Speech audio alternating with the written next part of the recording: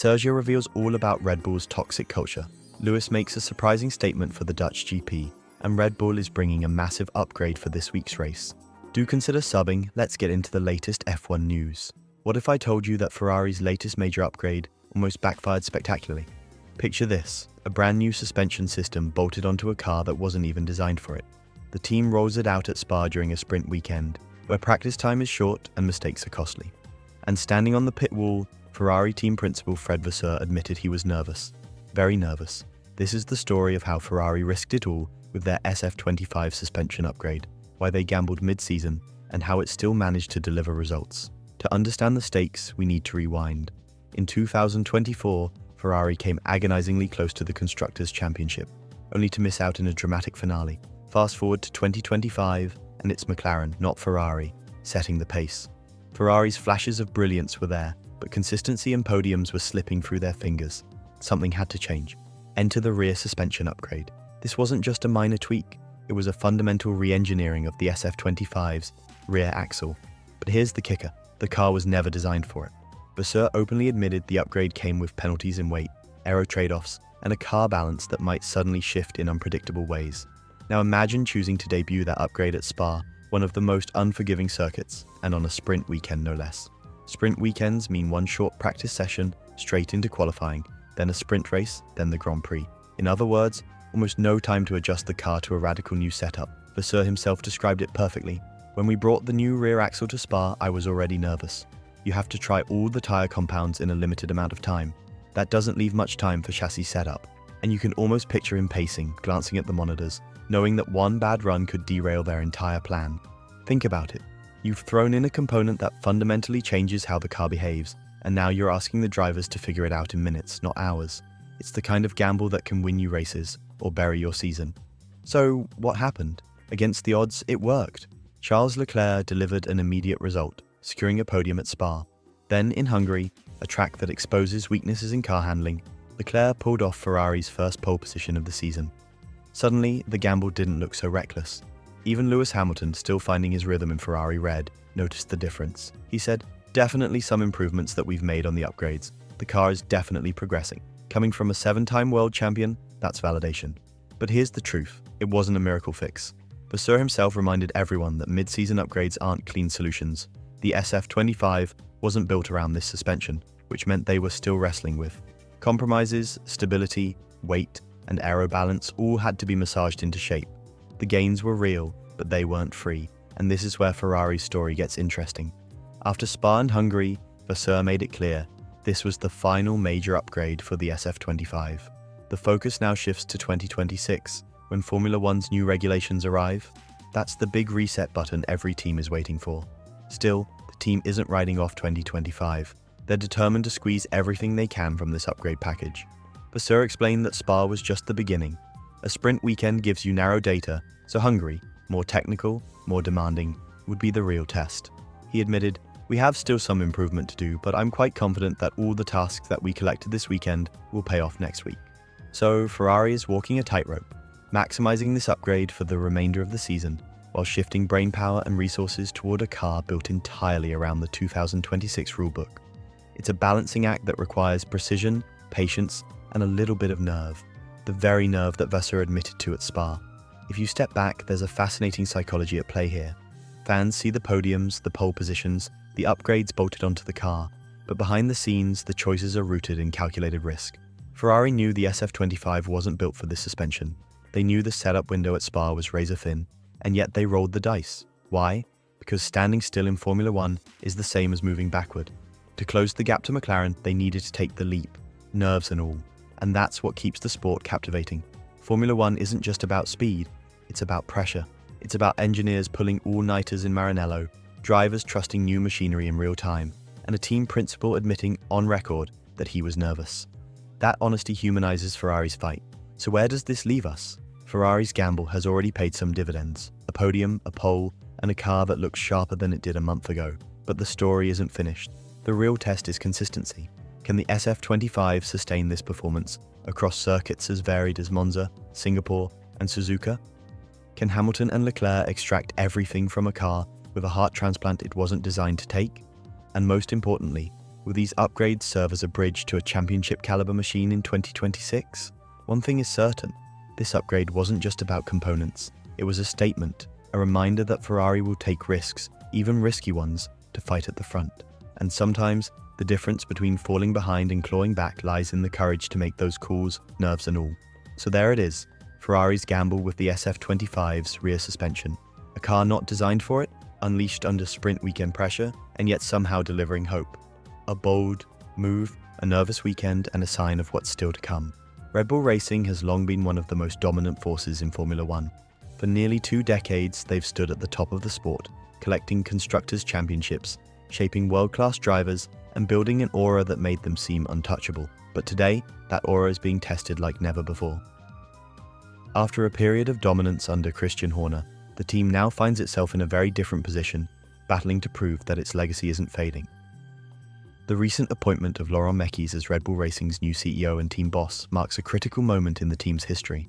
His role comes at a time when the team's performance has dipped, the competition has tightened, and Formula One itself has entered a new phase defined by innovation, financial regulations, and an increasingly competitive field. The big question, can Mekies lead Red Bull back to the top, or are the so-called big beasts of Formula One finally too powerful to tame? To understand the scale of the challenge, we first need to rewind. Red Bull's story in Formula One is one of remarkable transformation. In 2005, they entered the sport as an energy drink brand with no history in racing. Within just a few years, they weren't just competing, they were dominating. Between 2010 and 2013, Sebastian Vettel secured 4 consecutive drivers' championships, while the team itself claimed 4 constructors' titles. This wasn't just success, it was a statement that Red Bull wasn't here to participate. They were here to lead. Fast forward to the modern era, and we see a similar story with Max Verstappen. Under Christian Horner's leadership, the team rebuilt its dominance, producing one of the most successful cars in F1 history. Verstappen's era of success brought Red Bull another 4 drivers' championships and 2 constructors' titles, cementing their reputation as one of the sport's giants. But in Formula One, dominance never lasts forever. Competitors adapt, rules evolve, teams who seem invincible eventually face cracks in their armor. And that's exactly where Red Bull finds itself today. Despite its extraordinary track record, the team currently sits 4th in the constructors' standings, a position that signals vulnerability in a sport where perception matters almost as much as results. Enter Laurent Mekies. For many fans, Mekies may not be as familiar a name as Horner or Adrian Newey, but within Formula One circles, he's well respected. Formerly at Ferrari and more recently leading the sister team, Racing Bulls, he has built a reputation for discipline, analytical thinking, and leadership in tough situations. Now, as CEO of Red Bull Racing, his challenge is monumental. Preserve the identity of a team that thrived on fearlessness, while adapting it to compete against some of the strongest rivals Formula One has ever seen. In a recent interview, Mekies revealed how he views the task ahead. From the outside, he always saw Red Bull as an almost impossible opponent, a team whose aura was larger than life. And from the inside, he says, that feeling hasn't changed. The team still carries the energy, the competitiveness, and the drive that made them a powerhouse. But Mekies is realistic. Energy alone isn't enough. What matters now is channeling that drive into a clear recovery strategy. At the heart of that strategy is something very simple but very powerful: identity. Red Bull has always defined itself with the slogan, giving wings to people and ideas. That spirit of empowerment, of backing creativity and risk-taking, is what allowed them to grow from an outsider into a multiple championship-winning team. Mekies believes it's that same identity that will allow Red Bull to rise again. The message is clear. This isn't just about rebuilding performance on track. It's about reminding the world who Red Bull is and why they became great in the first place. But what does this mean in practice? For one, it means investing in people. Formula One is not just about machines. It's about the teams of hundreds who design, engineer, and execute under enormous pressure. Mekies emphasizes the collective talent within Red Bull Racing, seeing it as the foundation for a comeback. In his words, the competitiveness, the energy, and the spirit are still there. The challenge is not to reinvent Red Bull, but to unlock its potential once again. Psychologically, this is a crucial distinction. Teams that lose sight of their identity often collapse under pressure. They chase short-term fixes, abandon their culture, and forget the principles that made them strong. Red Bull's advantage is that even in decline, they know who they are. That self-awareness is not a guarantee of success, but it is a compass that can prevent the team from losing its way. Of course, the competition won't make things easy. The so-called big beasts, teams like Mercedes, Ferrari, and McLaren, are stronger than ever. Each of them has invested heavily in technology, talent, and strategy. And unlike in past eras, the playing field is now shaped by cost caps and technical regulations that limit the advantages once available to dominant teams. The fight for supremacy is no longer just about having the fastest car. It's about being smarter, more disciplined, and more adaptable than anyone else. This is where Meki's analytical mindset could make the difference. His leadership style is not about bravado or headlines. It's about structure, strategy, and incremental gains. In the high-stakes world of Formula One, where margins of victory are measured in tenths of a second, that kind of disciplined approach can transform a season. And if history has shown us anything, it's that Formula One rewards teams that can balance ambition with precision. Still, the path ahead is uncertain. Fans will ask, how long will it take for Red Bull to return to the top? Can Verstappen continue to carry the team during this transition? And perhaps most importantly, can Red Bull maintain the unity and resilience needed to fight back when the pressure is at its peak? One thing is certain, Formula One thrives on stories of decline and resurgence. Fans love a comeback story, especially when it involves giants of the sport. Red Bull's journey under Laurent Mekies has the potential to become one of those stories, a tale of how a team, once written off, rediscovered its identity and fought back against the strongest rivals in the world. As the season unfolds, the world will be watching, not just to see whether Red Bull can win races, but to see whether their spirit of giving wings to people and ideas still has the power to carry them above the rest. Because in the end, Formula One is not only about speed, it's about belief, resilience, and the relentless pursuit of greatness. And that's a pursuit Red Bull Racing knows better than most.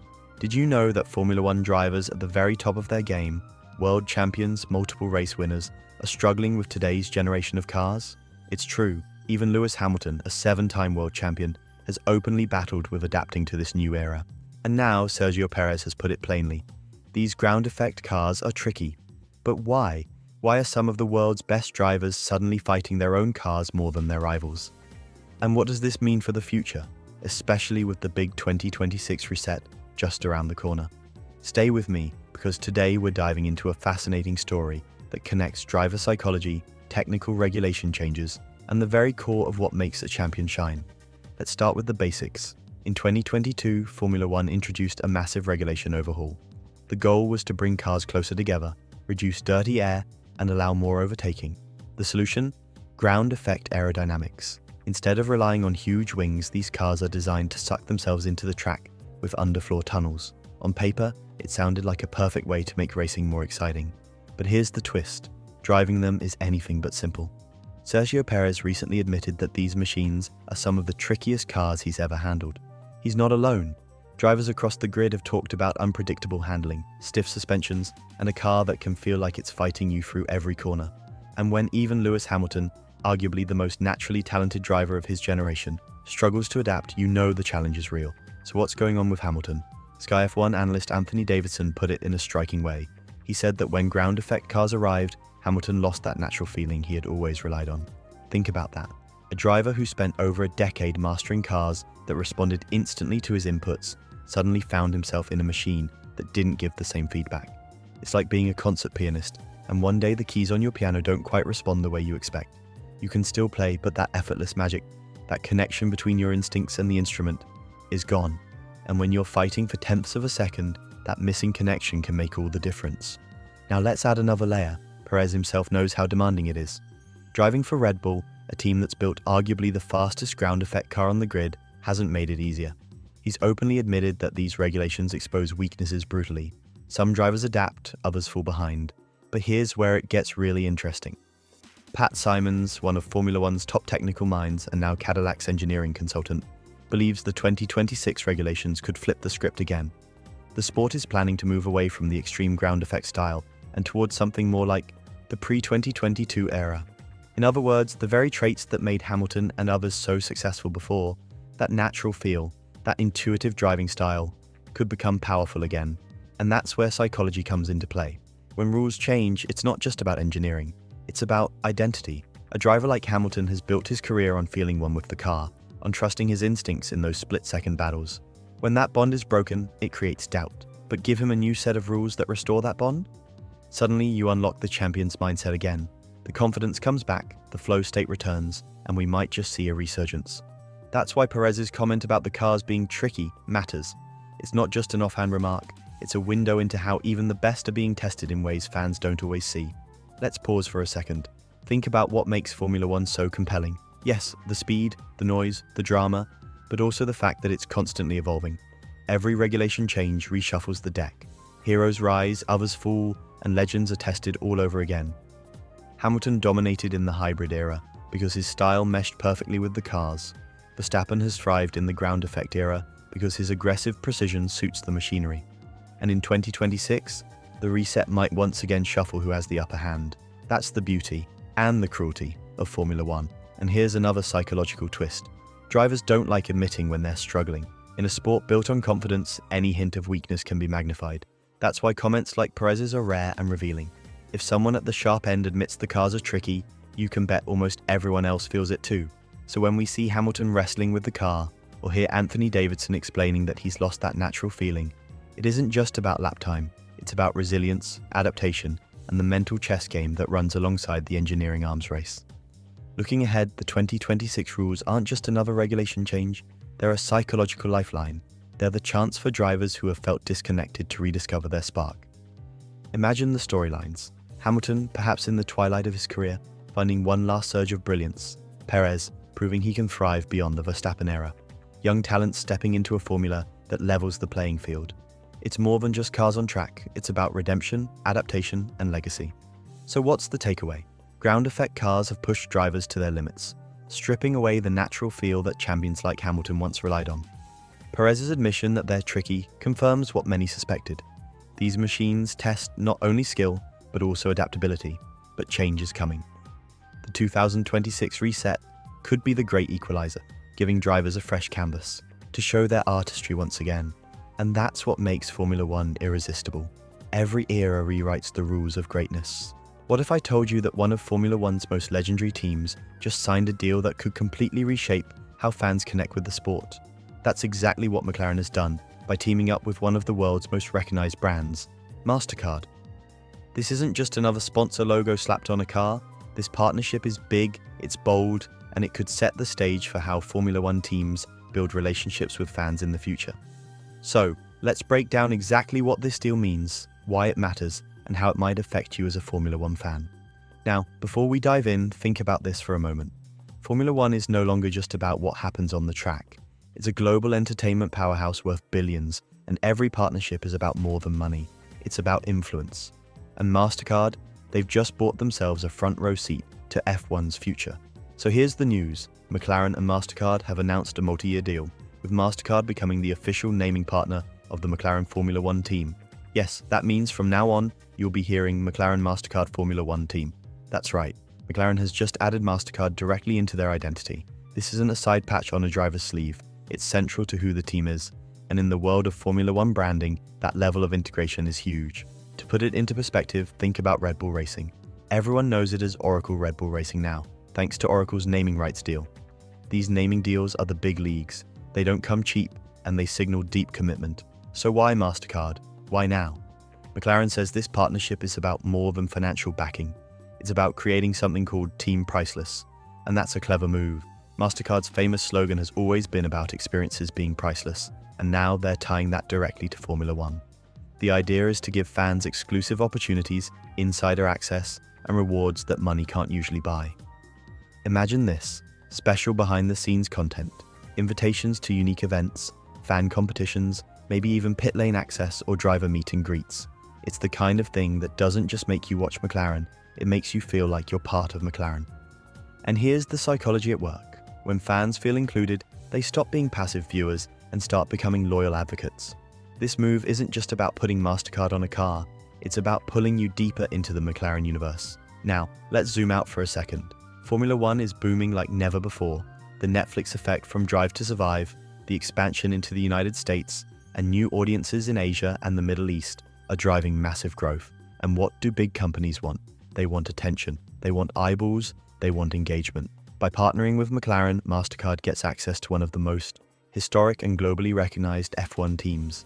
And McLaren gets something just as valuable: the financial muscle to keep competing at the very top. Because let's be honest, Formula One is an arms race. Whoever spends smarter, invests faster, and innovates harder is the one who wins. And every bit of financial firepower counts. Now let's talk branding. Starting immediately, the team will be officially known as the McLaren Mastercard Formula One team. That means every commentator, every race introduction, every piece of broadcast media will repeat Mastercard's name over and over again. Millions of fans worldwide will hear it. And this repetition is no accident. It's brand psychology 101. Think about it. When you repeatedly hear two names together, your brain starts to link them as inseparable.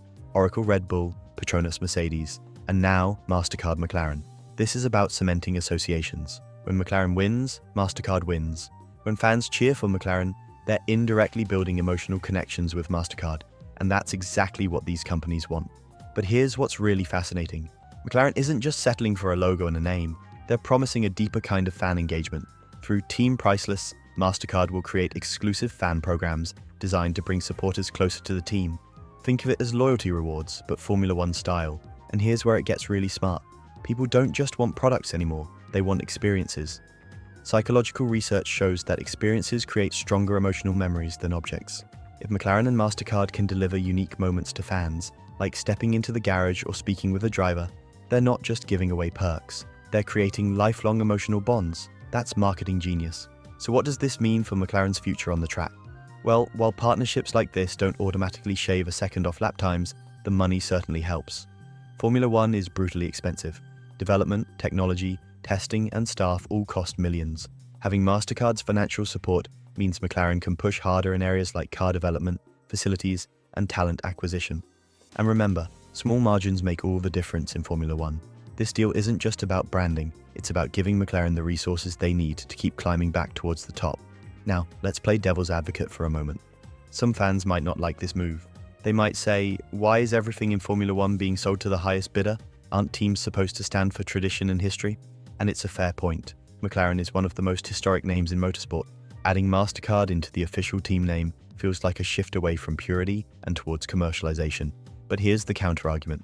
This is the reality of modern Formula One.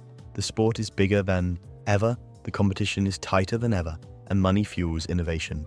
Without strong financial partners, even the most historic teams struggle to keep up.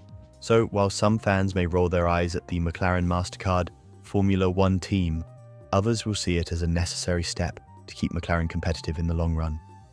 Here's something else worth noting. This partnership begins with the 2025 Formula One season. That means we're only a few months away from seeing the McLaren Mastercard branding roll out on cars, kits, and marketing campaigns. Expect to see a major push around the launch of McLaren's 2025 Challenger.